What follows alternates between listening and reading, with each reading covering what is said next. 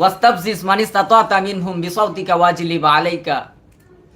আল্লাহ পাক রব্বুল আলামিন তাকে বললেন যে হ্যাঁ, তুমি তোমার কণ্ঠ দিয়া ধোঁকা দিতে পারবা, তোমার অশ্বারোহী বাহিনী, তোমার পদাতিক বাহিনী দিয়া মানুষদেরকে তুমি ধোঁকা দিতে পারবা। এখন কণ্ঠ দিয়া ধোঁকা দিবে কিভাবে? কারণ যেই কথা মানুষের মধ্যে সুরসুরি জাগায়। আমরা অনেক সময় খুঁজি যে গান কেন হারাম, গান কেন হারাম হয়, এটার কোনো দলিল নাই, কিন্তু আল্লাহ পাক কোরআনের মধ্যে বলেছেন ওয়াস্তাফজিজ মান ইসতাতা মিনহুম বিসাউতিকা ওয়াজলিবা আলাইহিম বিখাইলিকা ওয়ারিজলিক। এই আয়াতের মধ্যে আল্লাহ বলেন শয়তানকে যে কণ্ঠ দিয়া ধোঁকা দিতে পারবা। কণ্ঠ দিয়া কিভাবে ধোঁকা দিবে?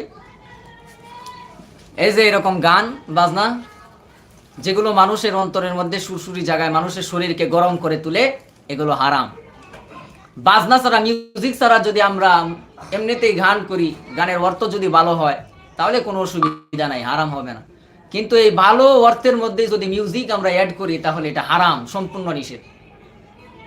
আর মিউজিক ছাড়াই গাইলাম এমনি খালি গলায়, অর্থ ভালো না, মানুষের মনের মধ্যে সুরসুরি জাগায়, মানুষের শরীরকে গরম করে, মানুষকে গুনাহের দিকে ধাবিত করে, এগুলো শয়তানের কণ্ঠ, এগুলো হারাম।